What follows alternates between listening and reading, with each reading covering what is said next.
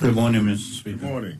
Mr. Speaker and honorable colleagues, last week, April 27th to 29th, the Department of Parks held the 2023 Agricultural Exhibition, more commonly known as the Ag Show.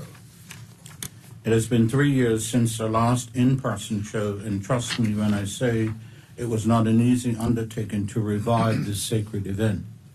Mr. Speaker, I'm sure that all of us here in this honorable house today have been involved in family event planning in some shape or form and can appreciate the amount of time and dedication required to properly organize, sorting out the food, drinks, music, layout, parking, entertainment, bathrooms, the seating because Cousin Ethel can't sit next to Aunt Mary. Planning could take 2 weeks or more.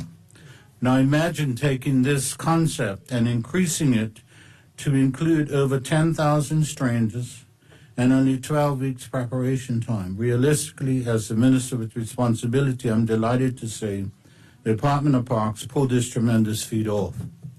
Mr. Speaker, after multiple consultative sessions with the Ag Show Limited Committee, who have been managing the Ag Show since 2016, in late January of this year, full responsibility for the 2023 Ag Show was returned to the Department of Parks.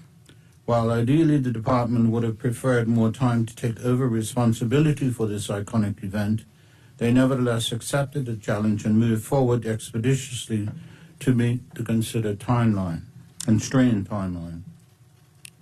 Mr. Speaker, the acting director of Parks at the time, Mr. Remy Sabir, who actually is the substantive role as the principal electrical engineer for the Ministry of Public Works, swiftly formed a committee to organize the Ag Show consisting of Ms. Georgette Keynes, Ms. Betty Conyers, Ms. Susan Conyers, Ms. Clara Russell, Ms. Carlita Lodge, Ms. Esther Lopes, Mr. Ronnie Lopes, Ms. Makisha Smith, Ms. Roseanne Michelson, Mr. Stephen Antonician, and Mr. Derek Simon, and Mr. Paul Furtado. Together with his team, the acting director held numerous meetings and planning sessions with stakeholders.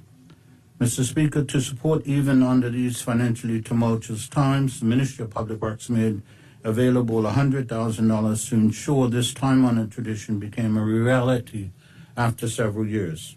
Let me advise fellow members that this event was unbudgeted in the last fiscal year, 2022-23, because up until January 2023, it was the Ministry's understanding that the previous organizers would continue on in their full capacity.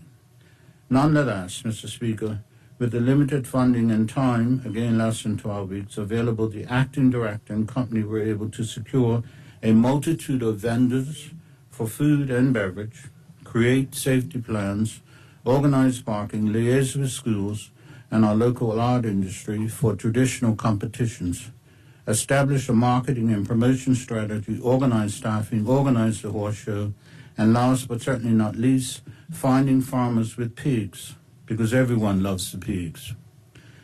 Just to put this into perspective, Mr. Speaker, the average time to organize the previous physical ag shows were about 10 months. So, Mr. Speaker, to say the acting director and team were fervently running around to work above and beyond to make sure this event occurs is an understatement, to say the least.